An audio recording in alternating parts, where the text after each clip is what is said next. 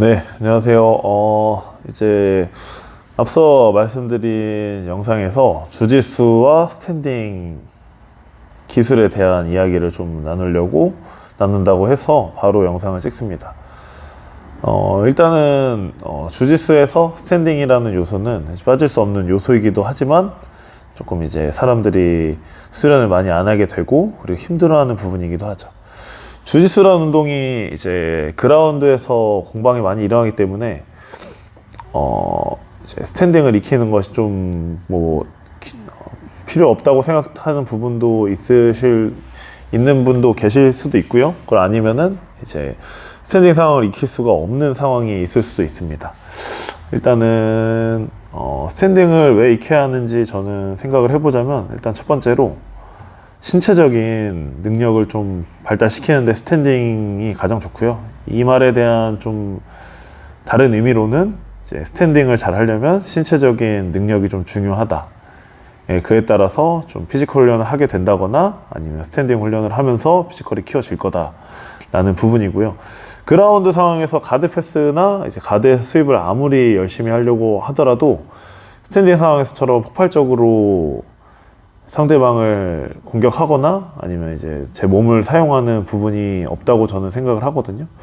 그래서 좀 폭발적인 부분이나 아니면 신체적인 부분을 수련을 하려면은 스탠딩을 익혀야 된다라는 부분이고요. 그리고 두 번째로 스탠딩에서 이제 스탠딩 상황을 겪으면서 이제 낙법에 대해 이해를 좀 많이 하면은 좀 좋아집니다.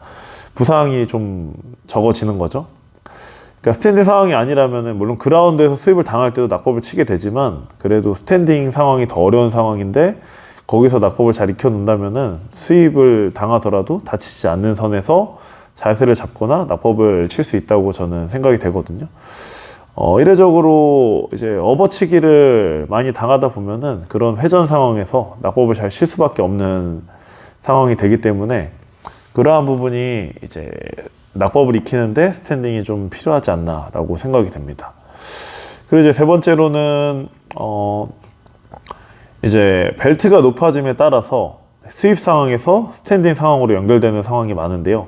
이 부분은 근데 좀 벨트가 높아져서 이제 시합을 많이 나가보신 분들이 조금 이해를 하시는 부분인데, 이제 좀 벨트가 높아지면요, 일단 뭐 가드와 가드 패스 역할로 알려드리자면 사이드란 개념이 거의 없습니다. 모두 브릿지로 나온다거나 아니면 백을 주면서 터틀에서 탈출을 하려고 하기 때문에 사이드란 개념이 없는 것처럼, 이제 반대로 가드에서 수입을 할 때 탑에 있는 선수가 수입을 그냥 당하지 않습니다. 이제 뭐 낮은 띠에서는 순간적으로 뒤집힌다거나 아니면 이제 뭐 넘어지면서 수입을 당하는 부분이 많은데, 이제 벨트가 높아지면은 제가 이제 뭐 기본적인 수입이나 뭐 어떤 수입을 해도 상대방이 무조건 일어나면서 도망갈 수 있는 신체적인 능력이 있기 때문에, 그것을 따라가서 이제 수입이긴 하지만 이제 테이크다운 기술로 연계해서 상대방을 넘어뜨려 수입을 성공시킨다거나 아니면 이제 테이크다운을 시도하면서 백으로 돌아가서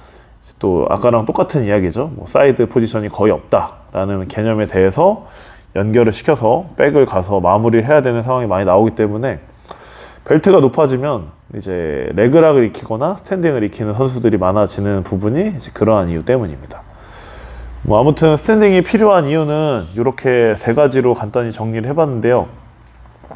근데 이제 주짓수에서 스탠딩을 익히는 게 좀 부담스러운 부분이 있을 수 있습니다. 특히나 초보자들 같은 경우는 이제 그라운드에서 가드와 가드 패스의 움직임을 익히는데 좀 주력하는 것이 저는 좋다고 생각을 하는데요. 왜냐하면 처음부터 스탠딩을 익히는 게 좀 신체적으로나 아니면 이제 이해도적인 측면에서 조금 더 어려울 수 있다고 저는 생각을 합니다. 이게 무슨 말이냐면요.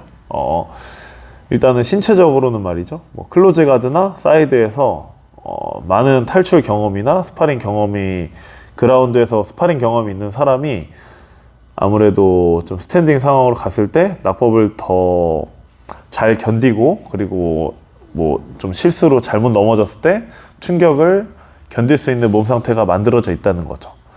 그러니까 뭐 배에도 힘이 잘 들어갈 거고, 기본적인 브릿지 동작들을 통해서 탈출을 많이 해서 신체적으로 준비가 돼 있다면은 스탠딩을 익혔을 때 좀 부상 위험성이 많이 줄어들 거고요.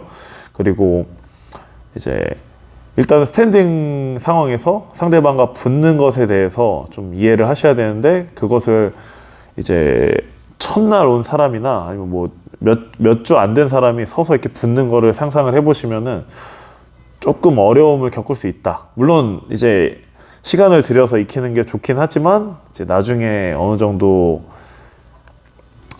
일주일에 한두 번씩은 익히되 너무 그 스탠딩을 못하는 것에 대해서 스트레스를 안 받는 것이 좋다는 것이 저의 생각이고요.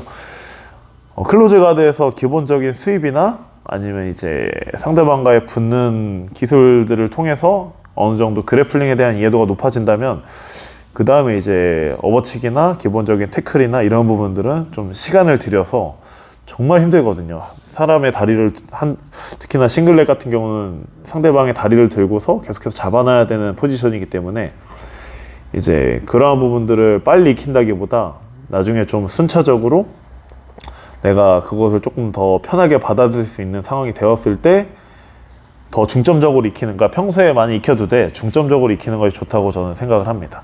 제가 그랬거든요. 그러니까 제 경험에서 비춰보자면, 제가 만약에 힌디 때 물론 스탠딩을 많이 배웠지만 스탠딩만 계속 배웠다면은 이렇게까지 주짓수를 즐겁게 하지 못했다고 저는 생각을 합니다. 제가 이제 가드나 이제 가드 패스 상황이나 이제 탈출 상황이나 뭐 수입 상황이나 이러한 상황들에서 이제 상대방의 소매를 뺏거나 아니면 중심을 잃게 만드는 그러한 부분들에 대한 이해가 많이 높아지고, 그리고 브라운 벨트가 됐을 때 상대방들이 좀 스윕을 당하거나 할 때 도망가면서 스탠딩 상황이 필요하구나에 대한 이제 상황에 대한 이해가 높아지기 때문에, 그때부터는 이제 익히는데 부담감이 없었거든요. 왜냐하면 해야 되는 것이고 하면 좋은 것이기 때문에.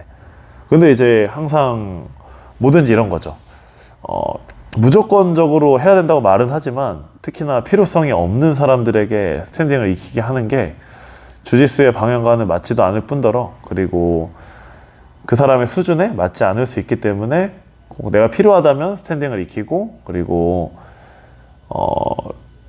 너무 안 하지는 않지만 그래도 일주일에 한두 번 정도 스탠딩을 연습하면서 이제 주짓수의 세 가지 포지션인 스탠딩 상황, 그리고 가드 패스한 탑 상황, 가드 상황, 이 세 가지를 좀 비율적으로 잘 맞춰가면서 자신의 수준에 맞춰가면서 한다면 좀 더 즐겁게 수련할 수 있지 않을까 싶습니다.